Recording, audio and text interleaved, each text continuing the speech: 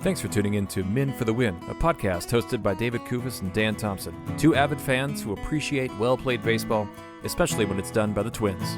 Men for the Win is sponsored by the Grand Group with Edina Realty. Are you looking to purchase a new home in the Twin Cities area? Or perhaps you're trying to sell your current home? Whether you're upsizing or downsizing, the Grand Group with Edina Realty will meet all of your housing needs. Contact the Grand Group by emailing thegran, that's G-R-A-N, group, at edinarealty.com, or call them by phone at 612-817-8751. The Grand Group with Edina Realty, 7-time Minneapolis-St. Paul Magazine Super Agent Award winners. Men for the Win is part of the Pulltab Sports Network, covering sports, culture, and entertainment across the Midwest. Check them out at pulltabsports.com and give them a follow on all your social media platforms at Pulltab Sports. On this episode, David and Dan recap the Twins' 3-game series against the Houston Astros. Thanks for listening. Enjoy. Thanks for tuning in to Men for the Win. My name is David Kufis. With me, as always, is Dan Thompson. The Twins lose 3 straight in Houston against the much beguiled, the much hated Astros, Dan. This is the first time the Twins have been swept since the Braves series that ended on April 20th. It kind of seems like a tailspin, Dan. What's happening? It does seem a bit like that. This is now 5 of their last 6 series that they've lost. The only win was against the, don't call them the Oakland Athletics. So yeah, I'm a little bit worried here. There's the injury to Royce, which we'll talk about. There's the injury to Buxton, which we'll talk about. This was just a lineup that just could not get it done really in any of these games. Now, there's been all these articles, Dan, about the Twins making progress on a potential sale. How much does the Twins' current state impact the final evaluation? Like, they're on that win streak. People are showing up at the ballpark. People are tuning into games to see what's going to happen. And now they're sort of in this tailspin and sort of the interest starts to wane a little bit. Like, how much are we talking about in millions? Does it fluctuate depending on the latest Twins series result? Oh, I would think it doesn't matter at all, right? This is about having like an asset that's as cool as a Major League Baseball team, David. Wouldn't you want to own a Major League Baseball team? I would, Dan, but all I'm saying, if it were that simple, wouldn't the team have been sold by now?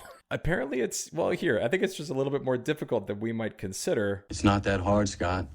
Tell him, Wash. It's incredibly hard. It's incredibly hard to sell a baseball team. We should know that. Who knew, Dan? Who knew?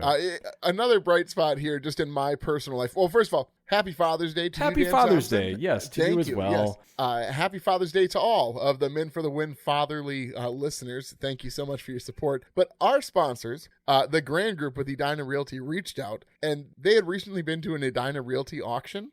Things were closing down, and there were some items that didn't have any bids yet, and they graciously bid on some signed Twins baseballs and sent them my direction, Dan. Now, this signed ball collection, probably not the most valuable signed baseball collection. So when you first sent the photo, I was these were not the names that I was assuming would have signed a baseball. I guess with the detail that nobody bid on them probably should have kind of alerted me to some of them.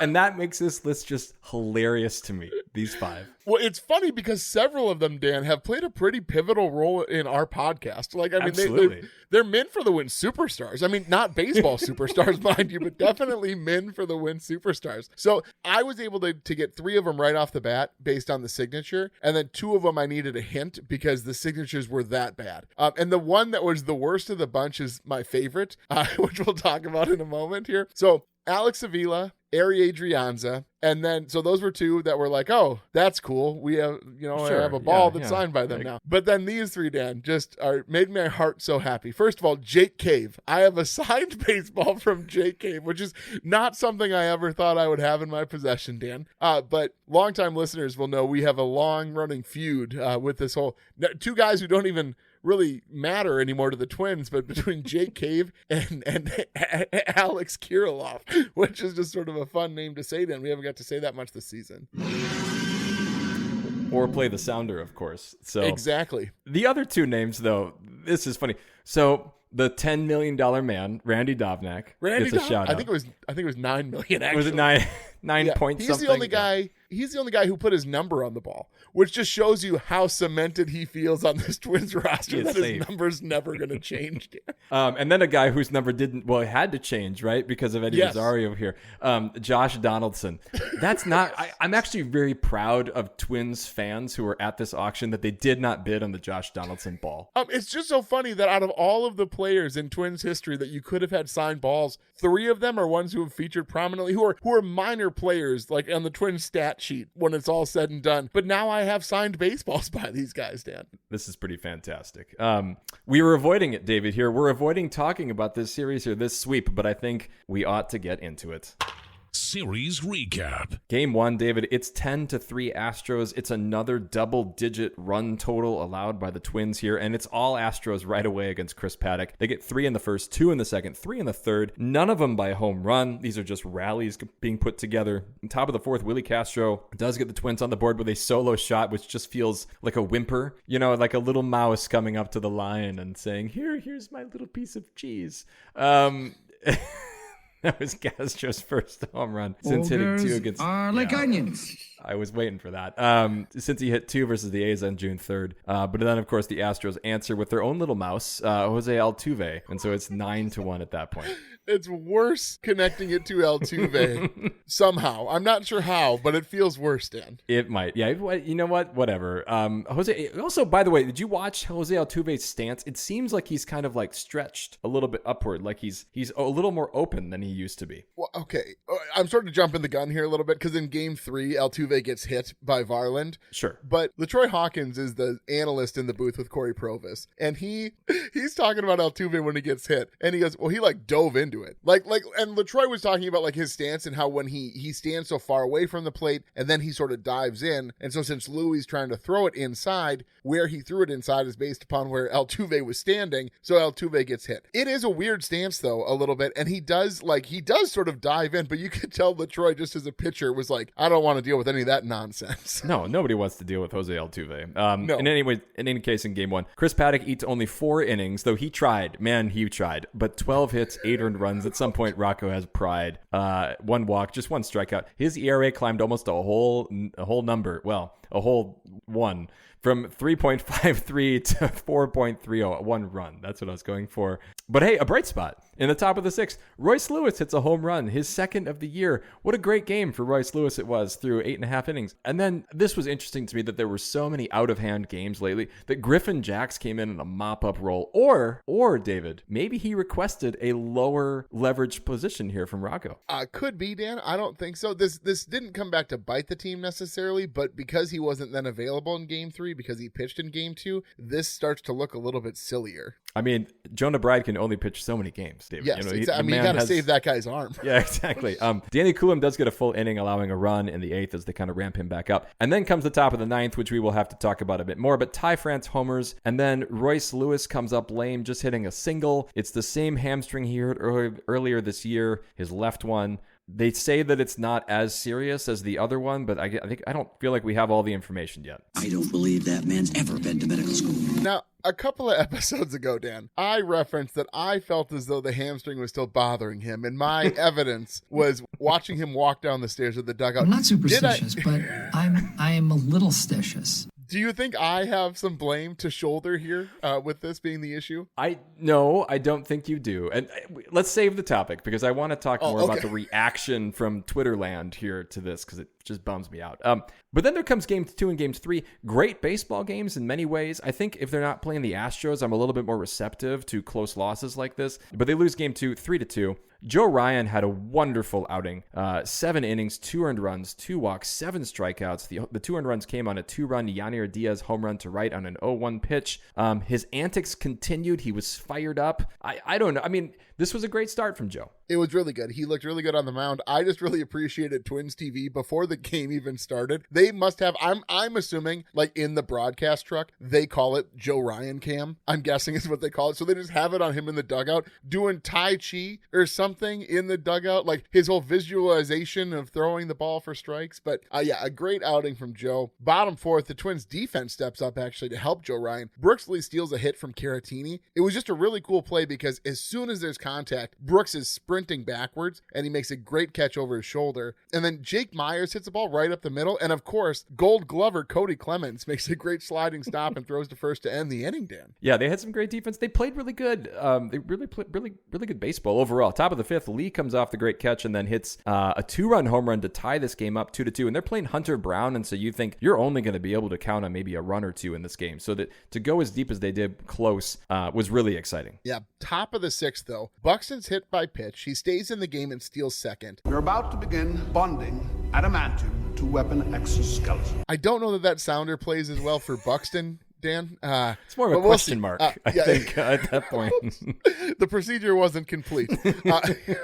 So Larnach walks, and then Castro strikes out. Wallner lines out to center, and then Correa strikes out in a terrible at-bat. We'll talk more about Correa later. Dan, he swung on a pitch. If you go to MLB and you go to game day and you look at that at-bat and you go pitch by pitch, you don't even see the pitch he swung at, Dan. It bounced that far in front of the plate that he swung at a ball that the computers didn't even recognize was a pitch. They thought it was a first pitch that like somebody threw out to begin the game who wasn't very good at baseball, Dan. That's what Carlos Correa swung at. Could it be that Carlos thought he was playing cricket all of a sudden? Because you can bounce the ball in cricket, right? And then hit it? I don't think you can do that in professional baseball. Not in the MLB, as far as I'm concerned, Dan. No, a bad series for him. We will talk about him. No run score then until the bottom of the ninth. Duran comes in. Altuve flies out. Walker walks. Caratini strikes out. And then Myers singles. So you got runners at the corners, and then Cam Smith hits an RBI single in the first pitch he sees from Duran. It's just a middle splitter that he hits right back up the middle, and so the Twins lose this one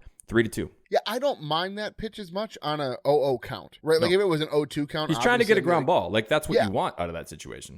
And so it's fine. Like, yeah, the placement's probably not perfect, but again, I'm not going to complain about this as much as I would if he was up in the count 0-1, 0-2. Anyway, Dan, let's move on to game 3 here. Twins lose this one. This one was heartbreaking. Twins should have won this one. They lose 2-1. The Twins' only run comes on a solo homer by Brooks Lee, who is the only guy who can do anything offensively for this team, I guess, in the third inning. SWR, who we'll talk about later, has an excellent start. 5 innings pitched, only 1 hit, 1 walk, 4 strikeouts, no earned runs, 53 pitches, Dan. 53 pitches. We'll talk about that in a little bit. But then as the innings wore on, the Twins' chances kept going by. 0 for 8 with runners in scoring position.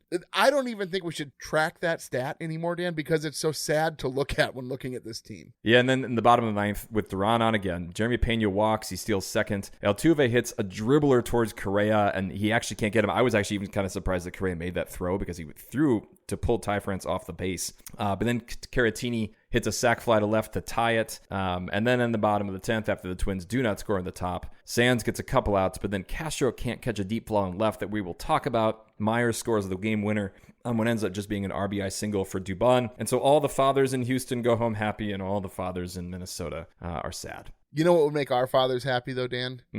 A thick, juicy steak on the grill for Father's Day. And where do you go, Dan, to get that fantastic meat products? Cub Foods, Dan. It's prime grilling season, a time to gather the neighbors for a good old backyard barbecue. And lucky for you, Cubs Foods is your one-stop shop for all of your grocery needs. With everyday fresh products and a wide selection, you'll be in great shape to host the next grill out with all your backyard essentials. Grab your fresh produce, deli meats, party trays, and bakery, all in one stop. With over 100 locations in Minnesota, check out your local Cub on your next shopping trip for all of your summertime essentials. Catch 'em all, Kirby Puckett! Puckett's Picks winner. It doesn't seem fair, Dan, that you can win with a guy who only played not even one full game. Yeah, it is a little depressing, I suppose, that I won with Lewis with 6 points here, but I did. Hoax took France, who had 3. You took Buxton with 1. The listeners took Correa, who had -4.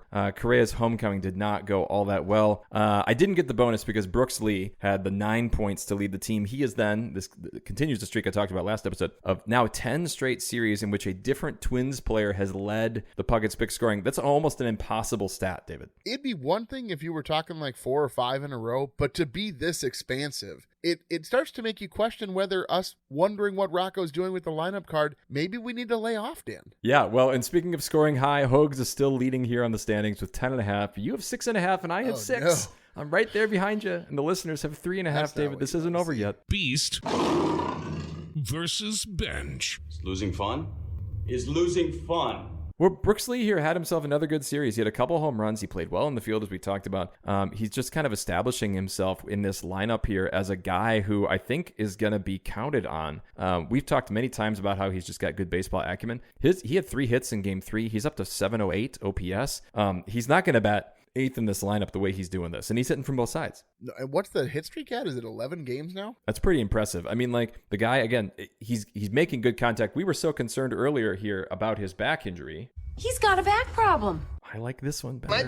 My back! So anyway, Brooks Lee, he's my beast. Yeah, a great pick. I think that he is sort of risen. His star has risen in the same sort of timeline that Royce's has faded, which is sort of a bummer. You sort of wish both of these guys were sort of competing for our affections, for like who's going to be the young guy who's kind of carrying the team in that way. Totally. But I got to go with my guy, Joe Ryan. I've sort of given the my guy moniker to Joe Ryan because I'm so upset with Bailey Ober. Where did all these unsupervised children come from? But again, 7 innings pitched, 2 earned runs, 2 walks, 7 strikeouts, and one of those walks I don't think should have been a walk. I think he got robbed by the ump. But he's providing stability where, as of late, there really hasn't been much stability. You don't really know what to expect in this rotation. Bailey Ober all of a sudden is struggling. There's no Pablo. You don't know who's coming up from AAA to make the next start. So it was just great to have somebody on the mound with a sure hand. As crazy and silly as he is on the mound sometimes with his antics, if you can give me 7 innings pitched and 2 earned runs, I'm going to take that every time, Dan. Yeah, absolutely.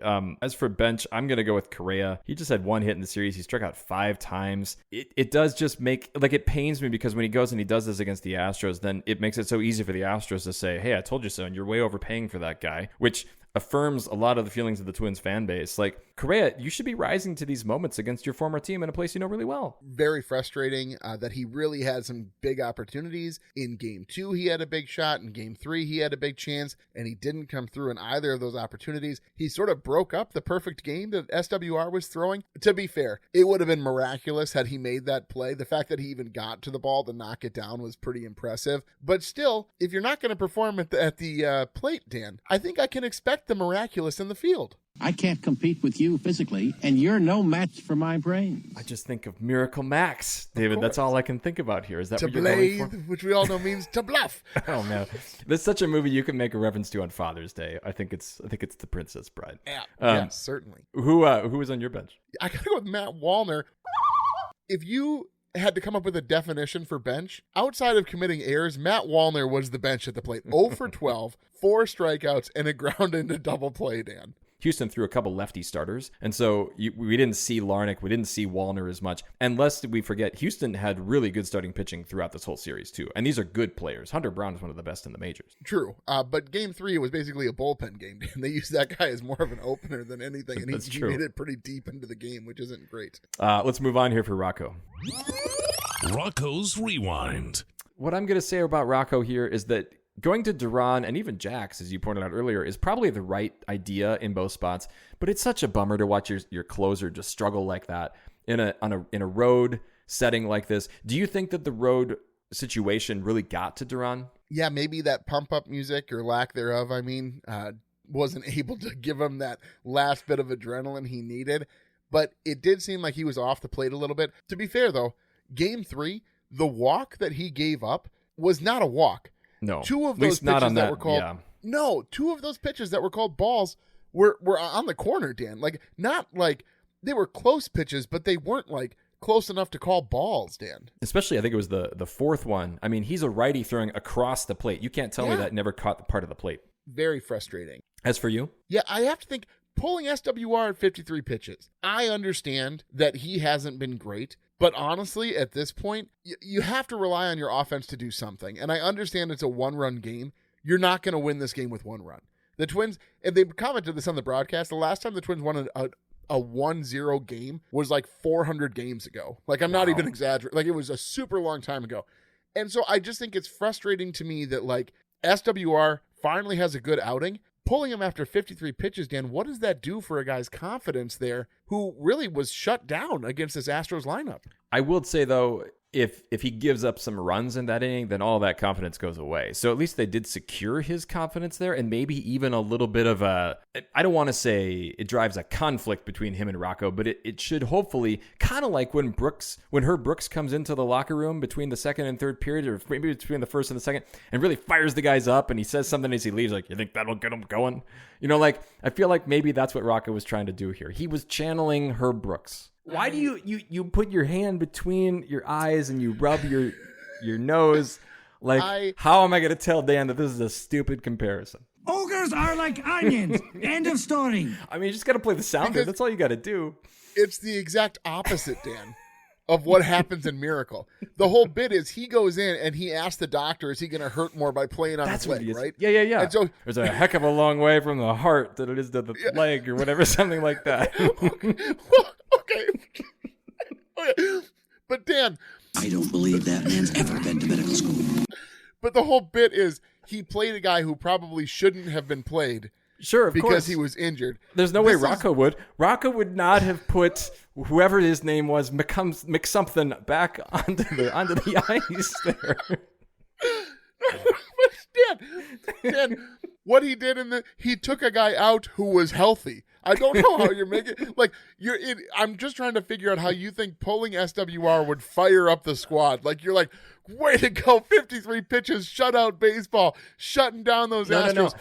Let's go to the relievers. It fires up SWR for 5 days from now when he's already. That's how adrenaline works. You know how often that adrenaline. He's not going to be able to sleep for 5 days, Dan, because he's so pumped up after being pulled after 5 innings. Well, it's not like Pablo. He probably wasn't sweating the way that Pablo was. Like, I think SWR can recover. Don't forget to bring a towel. Is he recovered or is he filled with adrenaline, Dan? You have to pick it. You can't do this, Dan. Right. Run away! Run away! All right, let's move on here. Minnesota moment.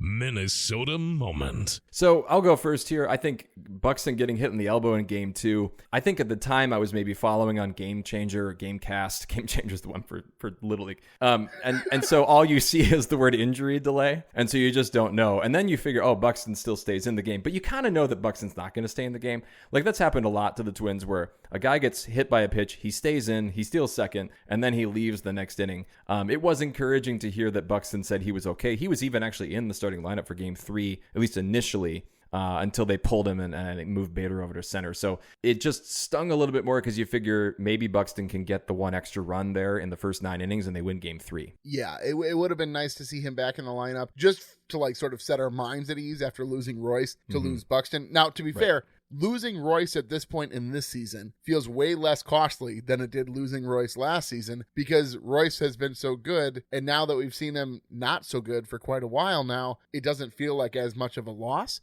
Now, to be fair, bringing up Deshaun Kersey Jr., I don't know is going to be that offensive punch that we're really looking for. I am not throwing away my shot. The fact that Jose Miranda is still not the guy here to replace a third baseman with another third baseman is really indicting of how little Miranda's been able to do at AAA. It's sort of sad, Dan, how quickly Jose Miranda has been removed from my mind as even a viable option to call up. I just can't imagine, Dan, a guy who I know is going to be one of the most dangerous hitters in baseball in the next 2 to 3 seasons is just rotting away at AAA. I'm not dead. Well, we'll see. We'll see if he can make a startling comeback. What do you have here as the moment? It's got to be Willie missing that catch in left field to end it in game 3 today. Now, here's the thing. Twins are going to lose this game anyway. We're Twins fans. We know they're not going to win this game. Still, to lose it on a ball that should have been caught is pretty frustrating. And my question is, Dan, if Buxton's in, do you think he catches that ball? It's a long way to left field, and depending where he's at. But left field is so dumb where the Astros are. Dumb. Yeah. Do you think that he gets there because he knows that Willie is going to have to work around a corner? Because that's something that baseball players should have to do, Dan. Baseball players should have to navigate around corners to field baseballs. It's maddening. That left field, and there was a play, I think, earlier in the series or maybe in that game where there was something weird with the other corners. Why do they have like an inset part of the wall and then there's like a post that comes out? Like, yes, it looks aesthetically pleasing, but like this is not... The whole point of architecture is to make the aesthetic marry the functional, right? right? Yes. And so left field here does not do that at all. I do think Buxton maybe does reach over and just grab, because it might be a better angle coming from center than it is from left. That's what I'm thinking. But again, Buxton would have had to sort of navigate the way that corner works too. It's very frustrating because I can't imagine if you went to the architects of that field and they were like, well, here's the deal. We had to work around the plumbing. Like, it's not like they're building a house stadium, right? Like, they know they're building a stadium. They're like, well, the electrical guys came in and they said they needed a couple of extra power voltage amps there. And it's like, no, what are you talking? No, it's a baseball field. You know what you're building. You can't come in after the fact. It's not like you moved into a house that was built in the 50s and they didn't understand that cable television was going to be a thing. So they build this like weird false wall out of drywall just to cover up the cords running. That's not how they build baseball stadiums, Dan. You don't think that's what's in that wall there? It's just like a bunch of honestly, I hope it is. I 100% hope it's just a bunch of electrical stuff and like some plumbing lines or something. That's like, well, this is just the right way that we should have done this here. And then Houston ownership was like, all right, fine. Yeah, sure. Yeah. Yeah, exactly. Well, think about this. The architects are so bad in Texas. Their first attempt, they left a hill in center field, Dan. And they're like, you know what? They came, it's like, you ever see Love It or List It, right? And they have this whole bit where they like telling them what they can do and what their budget is. And so can you imagine the architect coming to the owners and be like, here's the thing. We can get rid of the hill in center field, but we're going to have to put a wall in left. And the owners are like, well, yeah, you need to have a wall. It's baseball. They're like, well, no, actually the wall is going to be perpendicular to the rest of the walls in the outfield. And the owners are like, well, I guess that's the lesser of two evils. What is happening in Texas, Dan Thompson? Terrible design. You know what? I'm glad they don't have to go back this season. I am done with Houston. Good riddance. Yes. Anyway, I'm so frazzled. On to the musings, the Mauer's musings. That's where we're going. Thank you. I just don't know how it can get any better. Mauer's musings. This is interesting that we are getting upset about architecture because I think that's the important thing to get upset about. But I am tired of people on the internet. And I know that the internet is a dangerous place and 5% of the people control the dialogue and whatever. But why do people in Minnesota get so mad when Royce gets injured? Like, is this... And again, I'm no doctor, I'm no psychologist here, but like, are they just sad, but all they can do is put the mad face on in front of them? Because like, why do people get mad like they deserve to have a healthy Royce Lewis? That's not how this works. That's not how fandom works, David. Like, you buy into the team. Like, I actually just saw a friend today who he's a Minnesotan. We grew up together, but he has sworn off most Minnesota sports and he's adopted Seattle ones, which, you know, might have timed well with the with the Super Bowl in, 2005 or 8 or whenever that was. But like, once a fan, always a fan, David. Like, you don't get to decide. Where do you land on this? You're not mad. You're not mad that he got hurt. No, you can be mad at the injury, but you can't be mad at the player. Like, what's he supposed to do? I guess the only thing I'm going to say, and I'm not saying you should be able to be mad at Royce, but the fact that he got injured in a 10-3 ball game late is a little frustrating, and it sort of feels like in spring training, like he was running a little too hard to first. And the thing is, we can complain about players when it seems like they're not exerting maximum effort. I'm not really going to complain about players not exerting maximum effort in a 10-3 ball game. I kind of want to say to Royce in that moment, just chill, dude. You don't need to beat out an infield single. But he wasn't sprinting to first. He was running at a normal professional jog. No, you watch that replay. He was running, Dan. He was down that line. He wasn't running to like try to beat the throw to first. Like, he knew this was a healthy speed. I do not quibble with Royce's trot in this situation. Like, I think that was an okay pace that he was keeping. That's like my favorite phrase you've ever said. I don't quibble with Royce Lewis's trot. It's a very Dan Thompson sentence if I've ever heard one. I feel bad for him getting hurt, obviously. Yes, he's got injuries. Oh, the other complaint that I'm tired of is they don't stretch before games. It's like, well, clearly they're stretching. Like, this is... Bader stretches too much, in my opinion. You've seen his pregame routine?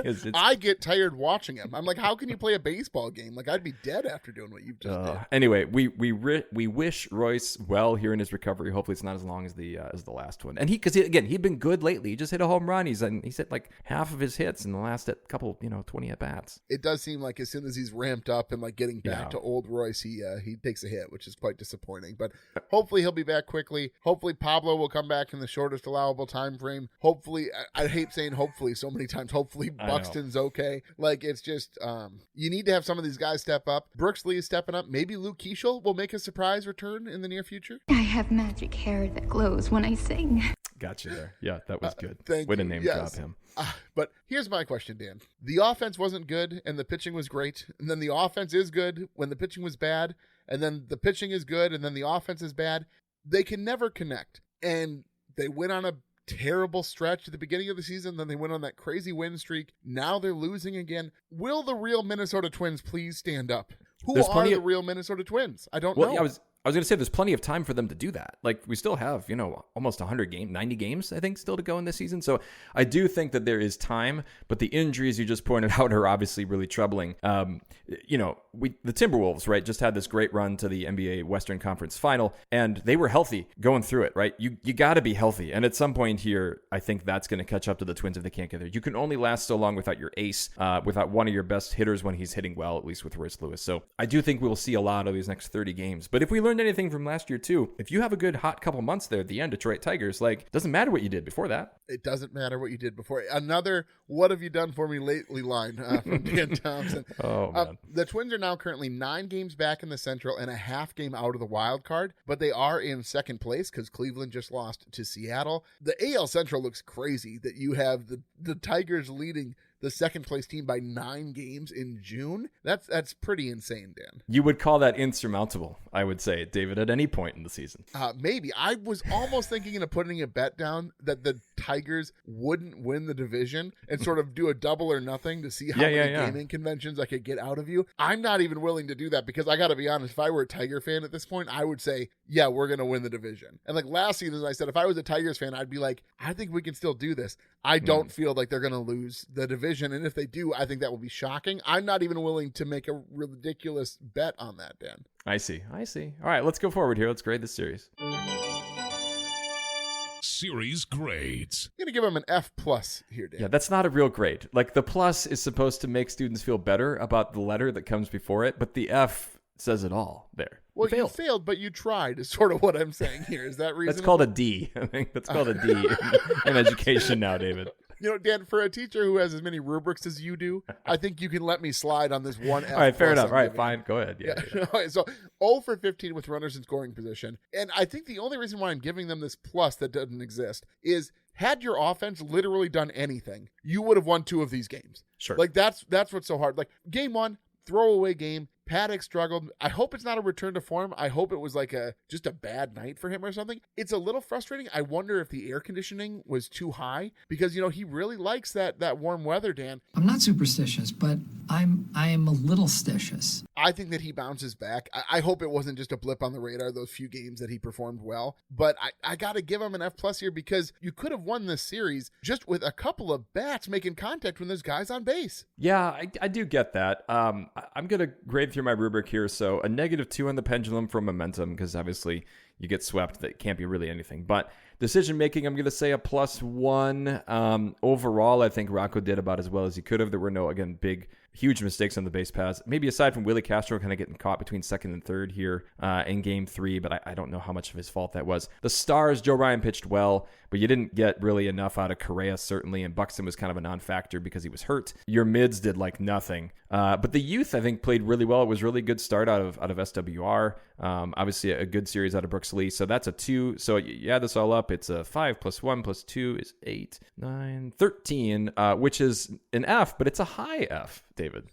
An F+, you might say. No, just a high F. That's what I would write on the sheet. Dan, I have to be honest. A little inside production note here, folks, or a little on-air production meeting. This has been a rough episode to record. Dan's internet has not been good. I wish you lived in Minnesota, Dan, because there are some pretty good options here on this side of the states. I know. I hear there's a new high-speed internet sheriff in town. Gateway Fiber has landed in Blaine, Brooklyn Park, Champlin, Coon Rapids, Maple Grove, and Plymouth, with plans to expand deeper into Minnesota. Gateway Fiber boasts a fiber optic network that exceeds the capabilities of some of the biggest players in the business, giving you more whiz for less cost for all your online working, streaming, and gaming. With no hidden fees, no data caps, and no installation fees. Gateway Fiber is perfect for your home or business. Go to gatewayfiber.com to get fast, reliable, and affordable high-speed fiber internet. I don't know, Jack. It looked like Herbeck pulled him off the bag.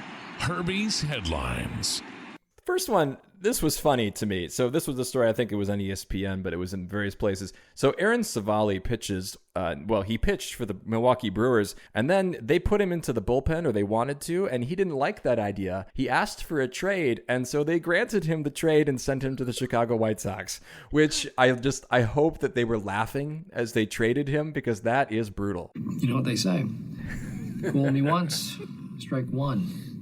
But fool me twice, strike three. Oof. Dan, is there anything worse as a major leaguer besides, like, you're in the majors kind of still, right? Yes. But, like, is there a worse news item that you could get than, hey, we've traded you to the Chicago White Sox for a first baseman who has, like, a -8 WAR or something? It's not good, Dan. No, I think, obviously, being traded to the Rockies as a pitcher is worse, because you know you're going to be then pitching in Colorado for a team that has about 12 wins now. So, well, yeah, but fair. yes, you are being sent way out of a pennant race from, again, a good organization in Milwaukee. Yes. Well, I have a note here, Dan. Just give me one moment. Oh, yeah. Oh, it's the changeover. Yep, there you go. I see what you're doing here. Got to put on my Boston hat here, Dan. My beloved Red Sox swept the New York Yankees and have now won 5 straight. I only bring it up because as Twins fans, we always rejoice when the Yankees lose, and knowing that it was at the hands of my Red Sox, a series sweep, I am rejoicing in the streets, Dan. I was actually wearing my Boston hat earlier today, and somebody recognized it. Hey, Green Monster hat. So it happens. Nice. David. And we'll see you tomorrow night. Puckett's Picks. Well, the listeners are going to take the only guy who can produce offensively for the team. They're going to take Brooks Lee. I have the next pick, so I'm going to go to Correa. And then Hogs, who, funnily enough, is traveling internationally. He's going to take this guy. After all, miss, this is France. He's in Italy, but, like, you know how I am. Geography, Dan, never been my strong suit. It's in North Dakota. Close enough. This leaves me a whole slew of players to pick from, David. My favorite situation after a win. I think the guy I probably have to go with is Trevor Larnach. I just got to think he's going to show up here in this next series against Cincinnati. Very likely, Dan. Well, folks, we will be back with you here on Thursday afternoon after a 3-game set with the Cincinnati Reds. This is another team, Dan. They're kind of fun to watch. I like Ellie De La Cruz, obviously, but I still hope the Twins win, Dan. Yeah, well, we've been hoping they're going to win for quite some time here. It hasn't really been happening. I think with that, David, I'm going to go ahead and send us out. Please do. Folks, if you like what you hear, please tell a friend. You can follow us on X at Men for the Win, and you can find our Men for the Win Facebook and Instagram pages. Make sure you subscribe to the podcast on your favorite platform so you're notified when new episodes are available. If you leave us a rating or a like, we'd greatly appreciate it. If you'd like to support the show further, you can find us on Patreon. The link is in the description. Thanks for listening, and as always, go Twins. That'll wrap up another episode of Men for the Win, a podcast hosted by David Kufis and Dan Thompson, 2 avid fans who appreciate well-played baseball, especially when it's done by the Twins. Thanks so much for listening, and as always, go Twins.